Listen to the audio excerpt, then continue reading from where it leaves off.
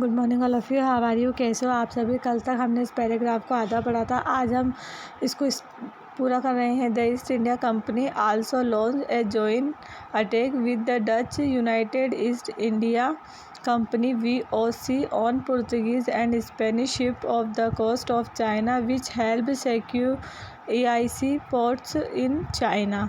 यानी कि जो ईस्ट इंडिया कंपनी थी, the East India Company also launch, यानी कि जो ईस्ट इंडिया कंपनी थी उसने जो है लॉन्च किया था।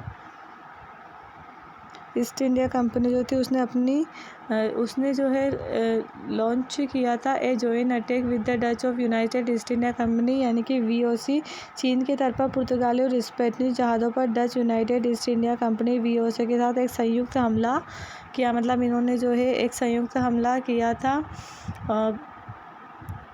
The British East India Company was fiercely competitive with the Dutch and French throughout the 17th and 18th century over spice from the Spice Island. The British East India Company जो British East India spice island के मसाले पर 17वीं और 18वीं शताब्दी में British East India Company Dutch और फ्रेंच के साथ जमकर प्रतिस्पर्धा की। मतलब उन लोगों ने जो है जमकर उसमें प्रतिस्पर्धा की मसाला उद्योग में। Spices at that time could only be found on this island. उस समय जो है मसाले केवल इन द्वीपों पर ही पाए जाते थे। मतलब कि जो डच और फ्रांस के जो द्वीप थे वहीं पर केवल मसाले मिलते थे।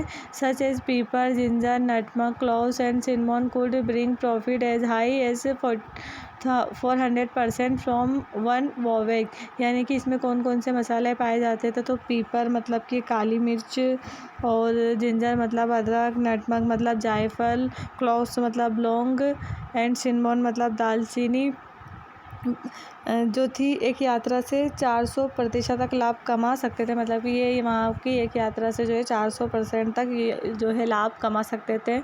The tension was so high between the Dutch and the British East India trading companies that it escalated into at least 4 Anglo-Dutch wars between them: 1652, 1654, 1665, 1667, 1672, 1674 and 1780, 1784। यानी कि ये जो थे डच और ब्रिटिश ईस्ट इंडिया ट्रेडिंग कंपनियों के बीच तनाव इतना अधिक था कि ये कम से कम 4 एंग्लो, मतलब कि इनमें जो है 4 बार युद्ध हुआ। The tension was so high, मतलब कि इनमें जो था तनाव बहुत ज़्यादा था।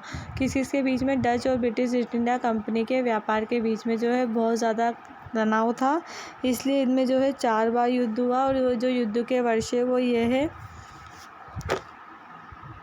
जो डच में जो युद्ध हुए थे इन दोनों के बीच 52, 54, 65, 67, 1672, 1674, 1780, 1784, इनके बीच में जो है 4 बार युद्ध हुए, क्योंकि इनमें तनाव बहुत ज़्यादा था, क्योंकि सिर्फ यही आइसलैंड थे जहाँ पर मसाले मिलते थे। इसके आगे हम कल पढ़ेंगे।